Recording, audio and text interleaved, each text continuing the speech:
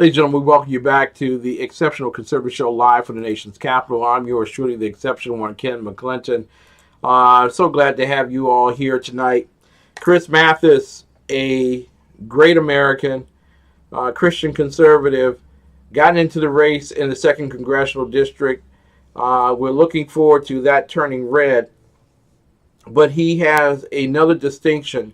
He is 20 minutes away from the crisis at the border, an immigration faux pas on behalf of the U.S. Congress, which has opened the doors to pirating by the cartels, by drug dealers, by terrorist organizations, and others from Central and South America who are attempting to leave despotism and socialism for the promises of the United States of America. And don't think that we don't have a world impact, ladies and gentlemen.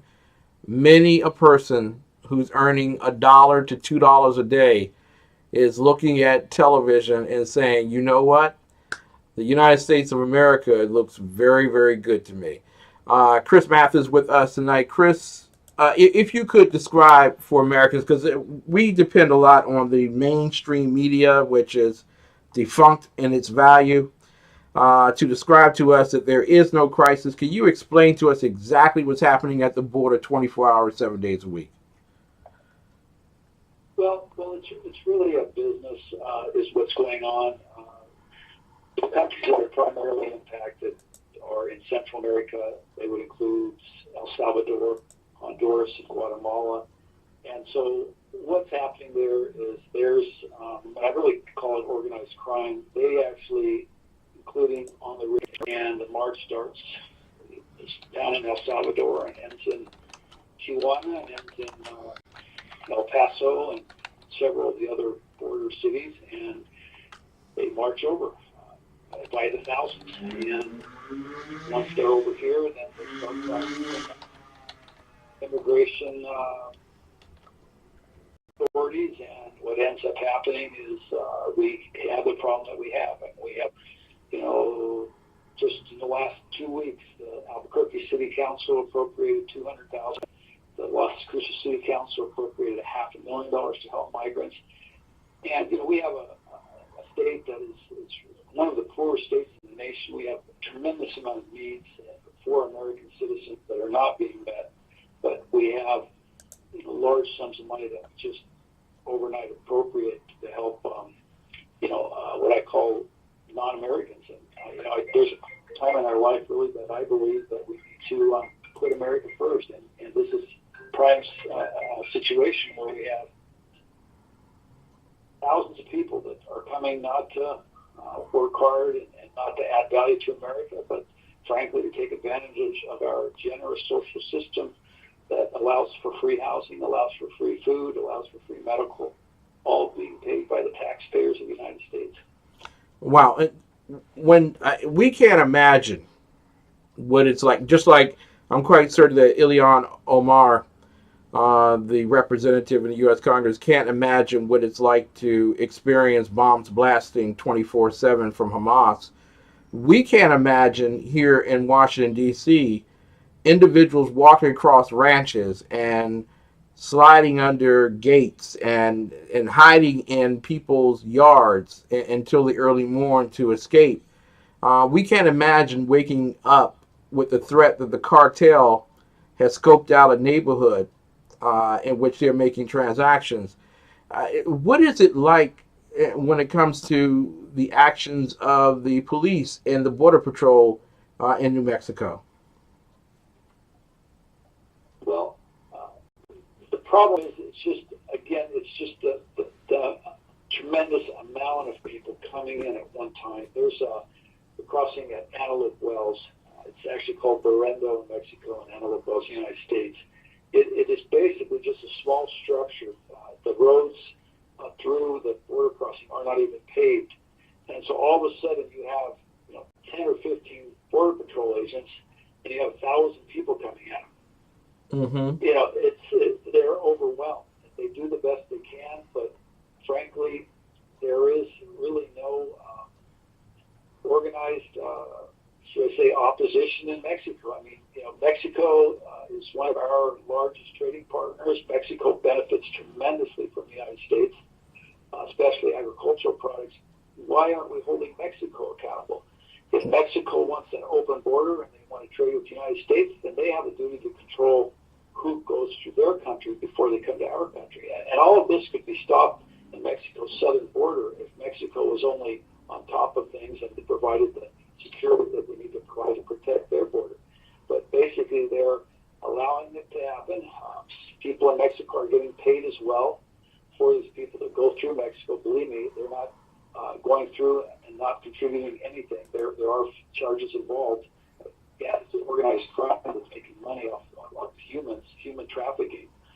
And then once they're here, all of the social programs kick in and we start paying as American taxpayers. And it's just a failed system. Mexico is not doing their job on the southern border. We should hold Mexico accountable. And number two, we need to build a barrier that's working, a barrier that stops the flow of migrants. And three, we need to change our asylum laws. That if you come to America illegally, you will be deported immediately. There will be not a hearing. And the problem is we don't have those laws in effect right now. Now, we would if we had a conservative Congress. I'm not saying a Republican Congress, a conservative Congress, because we've had a Republican Congress and immigration was a problem. We had a Democrat Congress and immigration was a problem. Could the problem be that we have politicians that don't want to change the laws because it benefits those who support them? Yeah, and it's frustrating. We had, I'm a conservative Republican, we had control of both houses and the presidency. And we had 2 years where we had control. And because of some Republicans, we couldn't get immigration reform passed. All of these issues could have been addressed, especially the asylum laws, but it didn't happen.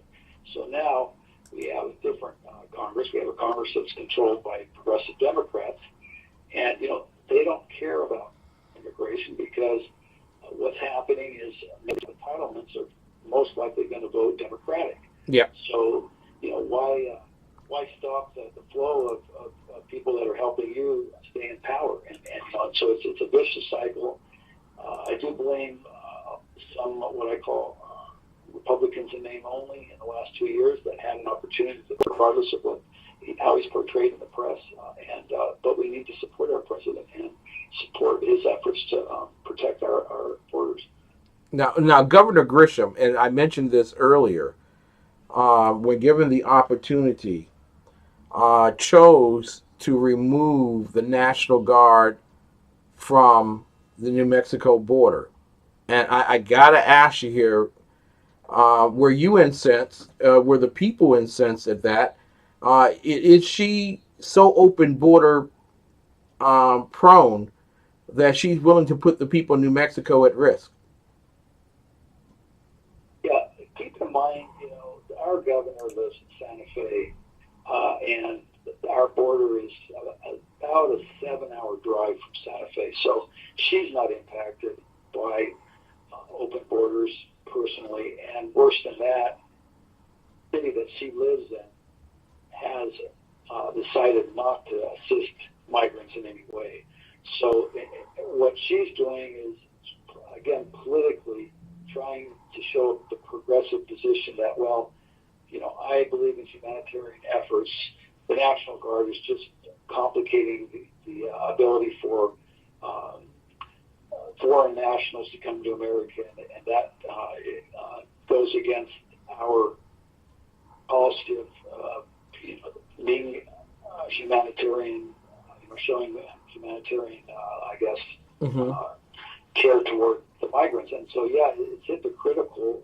Why not use a force that we are already paying for, that's already under oath, and use them to protect our borders? The governor of California did the same thing. They're playing politics. It's always easy for me to tell you what to do and how you should do it if I'm not impacted by the decisions that I'm making, but you are. And that's the situation we have with the governor. She's in her ivory tower in Santa Fe in the roundhouse. And guess what? She's not going to not going to really stand tall for people that live in the southern part of the state. Exactly. And you all once had a governor named Bill Richardson. And Bill Richardson, between then and now, there doesn't seem much of a difference between the Democrats at this point. They're open to open borders. And what are some of the things that you're beginning to see that has changed in New Mexico as a result of their push for open borders? Well, there's a hospital called the Members Memorial Hospital in Deming, New Mexico. And that hospital is the main medical provider for residents that live in the southern part of the state, or should I say the southwest part of the state, because of the tremendous amount of additional work that they are having to deal with now because of large migrant populations crossing the border. American citizens are not receiving the quality medical care that they once did. And so there again, we're being asked as Americans to stand in second place and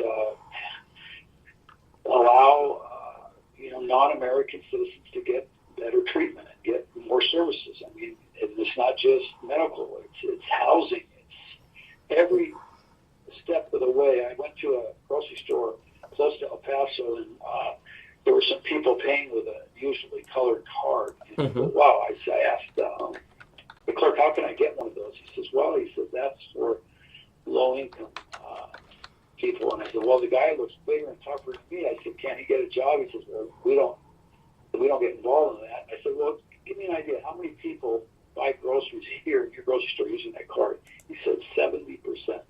Wow. In other words, 70% of the people are buying groceries being paid by American taxpayers.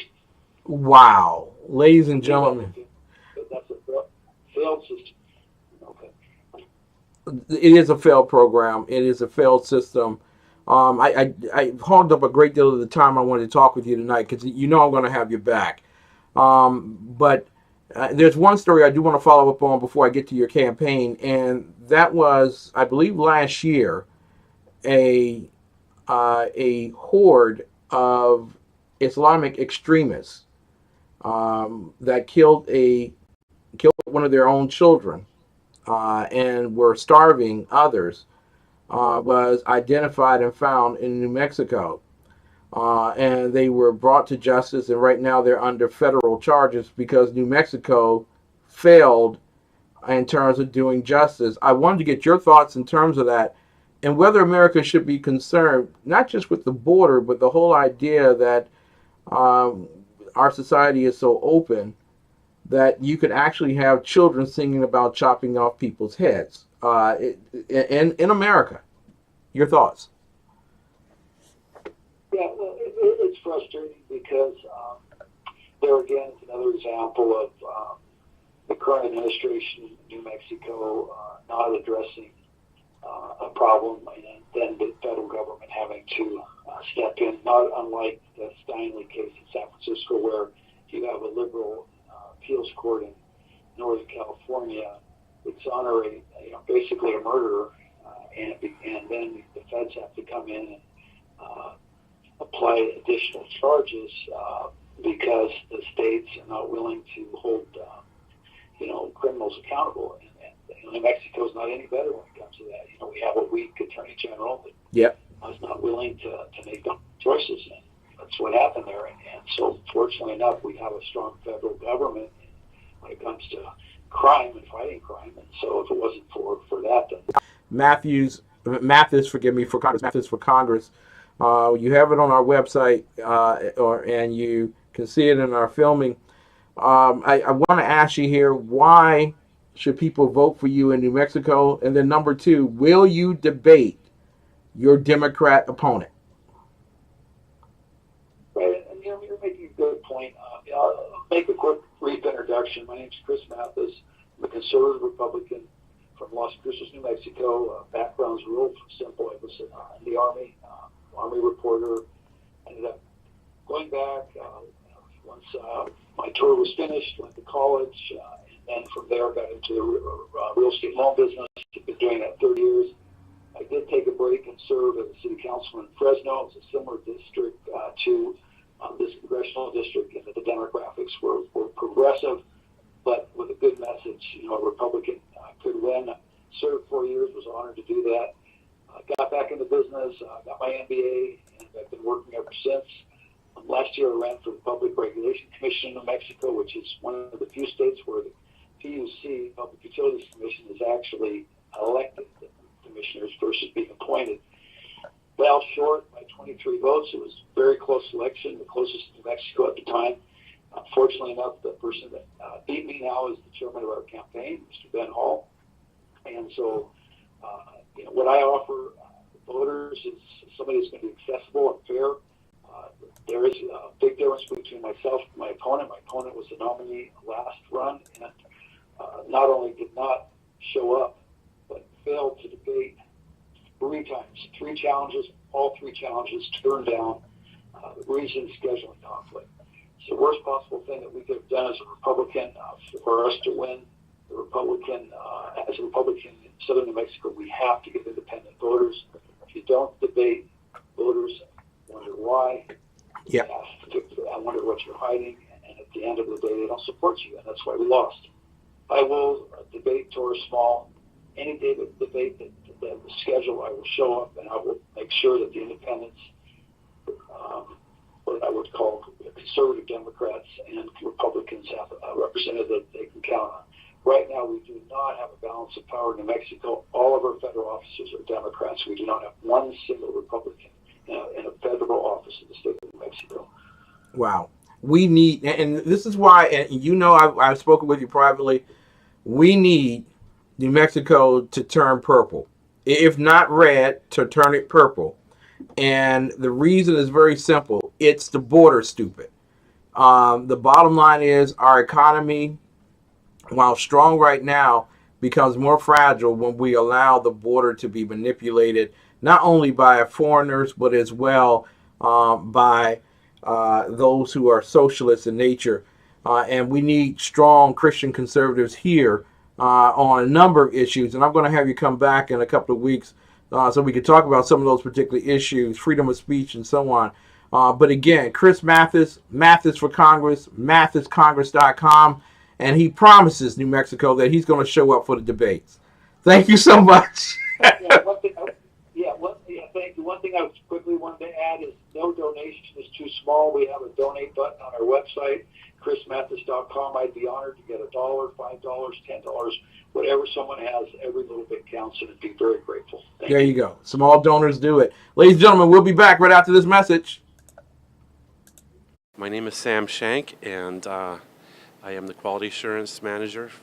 Line Coffee started back in 1980, and I remember the news release on the TV, and I thought that sounds really interesting, but I didn't know about 6 years later I'd be working for the company. But what attracted to me to start with Lion was coffee itself, because I really like coffee. So quality starts